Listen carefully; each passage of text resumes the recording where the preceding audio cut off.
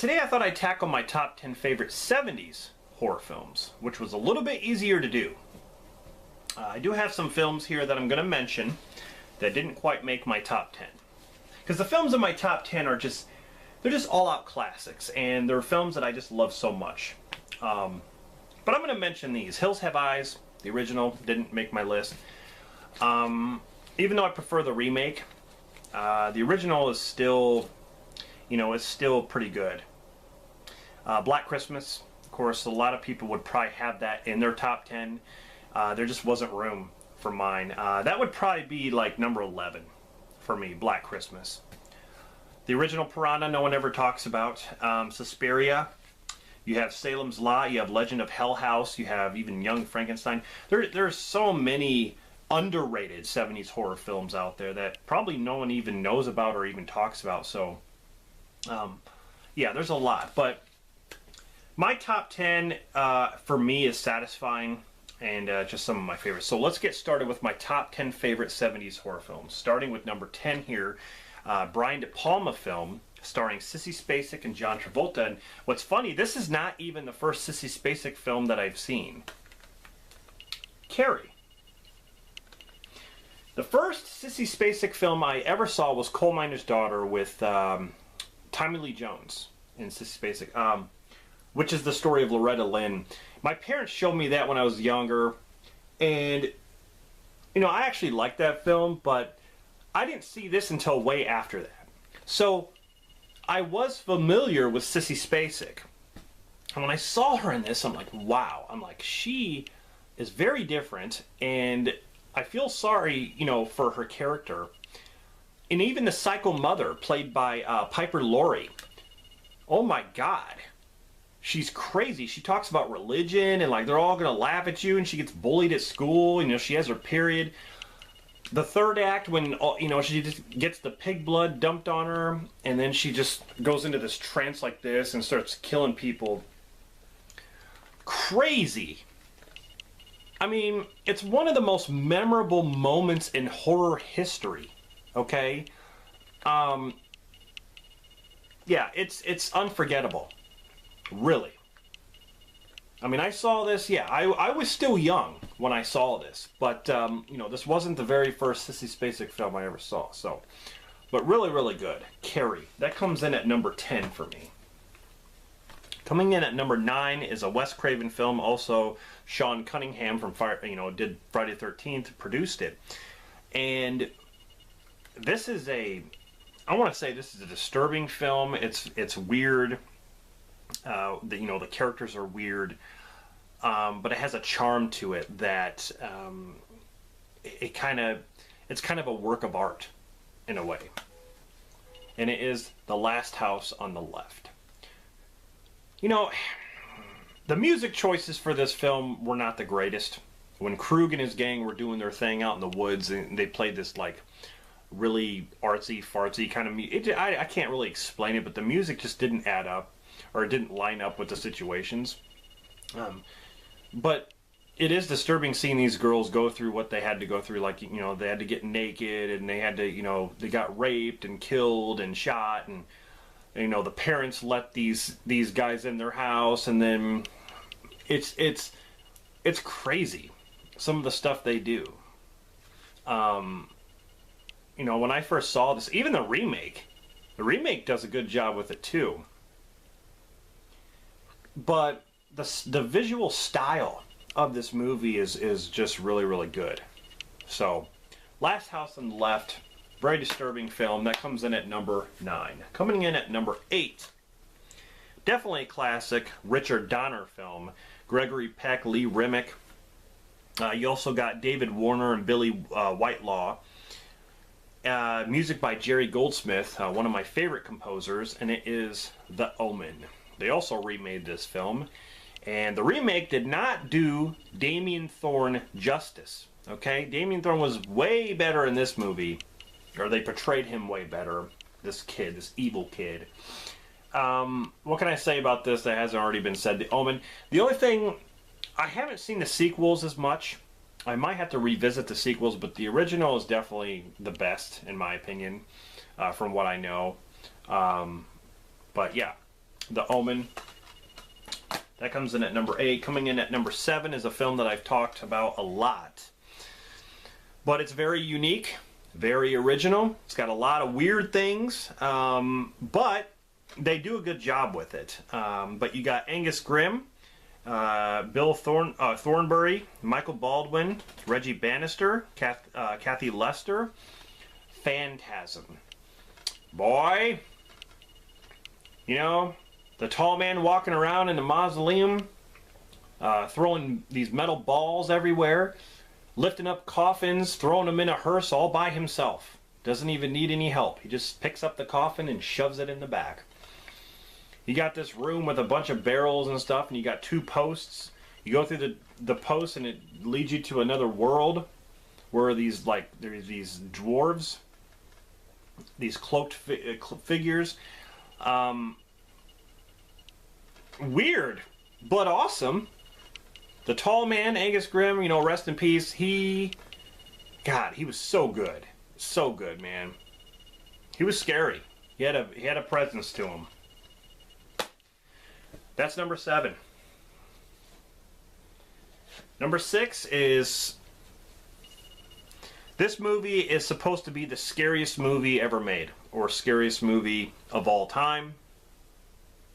I kind of disagree with that, but it has left its mark in horror history. I'll say that. The Exorcist. William Peter Blatty. Here's the thing about this movie. William Friedkin, he directed this, but he made it one of the scariest demon-possessed films of all time. I will say that. Because there's been a lot of possession movies since this film. Where some demon possesses a girl, they do the, you know, thing, you know, that kind of thing. This movie didn't really do any of that. It had the levitation, you know, Reagan levitating off the bed, turning her head all the way around, you know, masturbating with a cross, coming down the stairs backwards, you know, peeing herself, throwing up. That's not even the disturbing part of this movie. The part that disturbed me the most about this movie is the part where they hook her up to machines, takes her blood, and the blood squirts out, and these loud-ass machines are around her. And I felt so sorry for her. I'm like, really? I'm like, I hope technology gets better, because that's bullshit. I mean, all these loud machines, she's sitting there, they're trying to figure out what's going on with her. That part disturbed me more. This is definitely a classic one, though. My dad is afraid of this movie. He talks about it all the time. This is probably the scariest movie to him.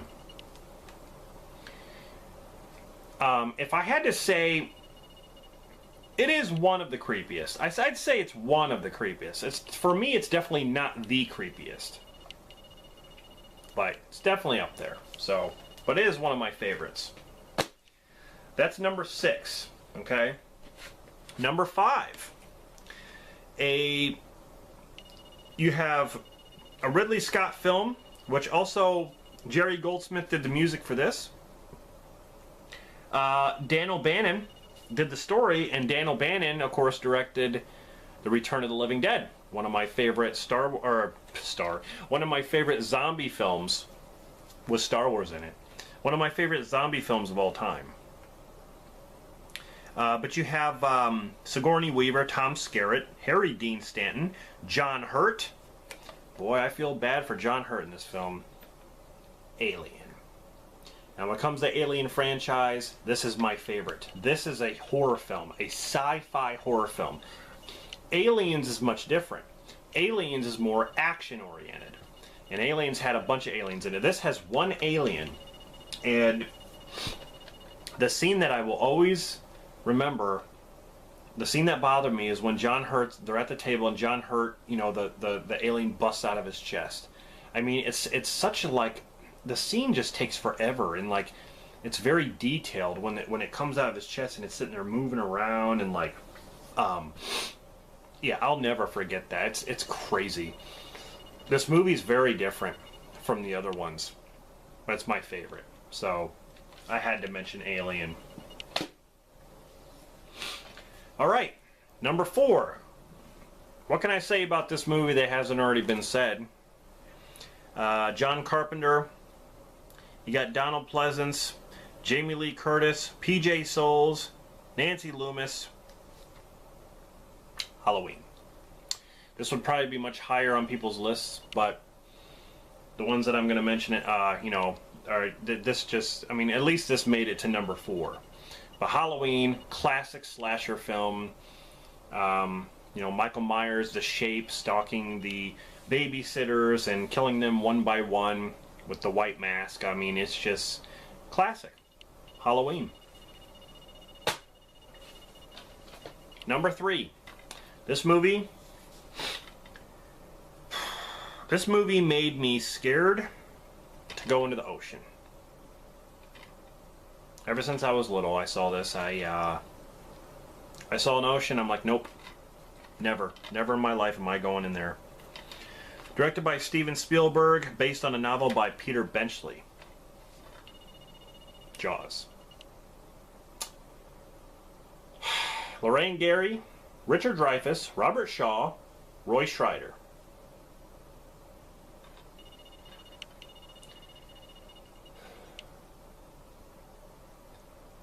This movie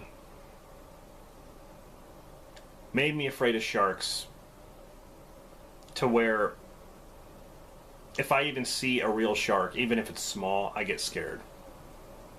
That's what this movie did to me. I can't go into the ocean. I can't go into water, even if it's in a lake, and not know what's under me. If I cannot see my feet, I will not go.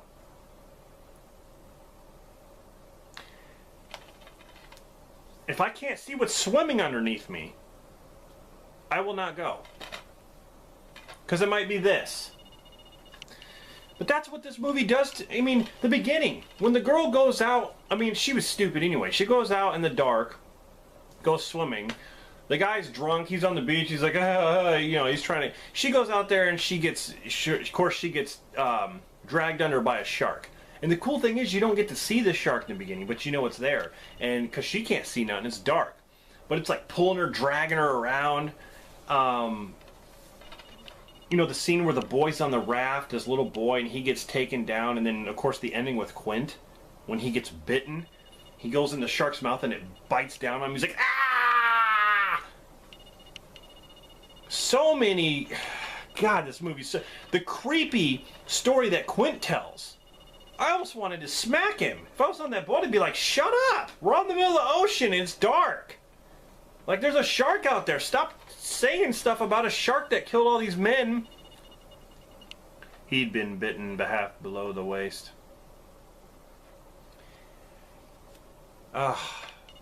This movie's crazy. And it scarred me for life. So, number 3, Jaws. Number 2 is my favorite zombie film of all time, George A. Romero's Dawn of the Dead. I love the characters in this movie. I love the zombies, the way they look in this movie. I love the whole mall setting. It's always been a dream of mine to go into a mall and do whatever I want. Go into a mall, close all the doors, and go into each store, try on clothes, play video games, eat at a restaurant. I'd do whatever I want.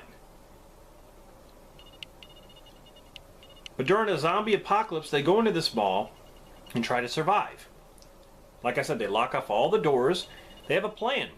These characters, they live upstairs and they get to go down in the stores whenever they want to. Then there's this this motorcycle gang that breaks in, and then all hell breaks loose. But the effects are so good in this movie. So good. George A. Romero, I thought he outdid himself in Night of the Living Dead. But he really did it here. I mean, he went full throttle right here. Dawn of the Dead is my number 2 favorite of the 1970s horror films. My number 1, you could probably guess this. Number 1 favorite horror movie of the 1970s. The Texas Chainsaw Massacre. This is a masterpiece. I'm sorry. I think The Shining is a masterpiece. I think this is a masterpiece in the 70s. This movie did not have to rely on blood and gore because there's hardly any in this movie. What this movie does right is making you use your imagination on what's going on. And it's more disturbing with weird characters, weird situations, guerrilla style filmmaking in a way. I mean, it's very, very grim and you know, the way it's shot and everything is just it's so good. All the screams and stuff that Marilyn Burns does as Sally at the end when she's trying to get away. You really feel for her character. You really want to see her get away. Leatherface chasing her, and then, you know, at the end, what Leatherface swinging around his chainsaw like he's pissed off because she gets in that truck and like he's trying to go after her, and just, God, this movie's so good. It is so good. Gunnar Hansen as Leatherface, amazing. The guy doesn't even talk. He just makes him crazy. This movie, 10 out of 10 for me. My favorite movie of the 1970s. My favorite horror film of 1970s. So there you go. Quick recap. Number 10, Carrie. Number 9, Last House on the Left. 8, The Omen. 7, Phantasm. 6, The Exorcist. 5, Alien. 4, Halloween. 3, Jaws. 2, Dawn of the Dead. 1, Texas Chainsaw Massacre. Anyway, guys, thank you very much for watching this. Tell me what you think in the comments, some of these titles that I mentioned, and what do you think of my top 10. Definitely make a video response if you want to on your top 10 favorite 70s horror flicks, or list them in the comments. Next, I think I'm going to do my top 10 favorite 90s horror films, which was a very hard list to do because there are so many good ones. But anyway, guys, hope you're enjoying these videos. I have a bunch of top 10s coming. I'm also doing some requested videos, which are top 10s, so stay tuned for those. This is Rob signing off, and I'll see you guys in the next one.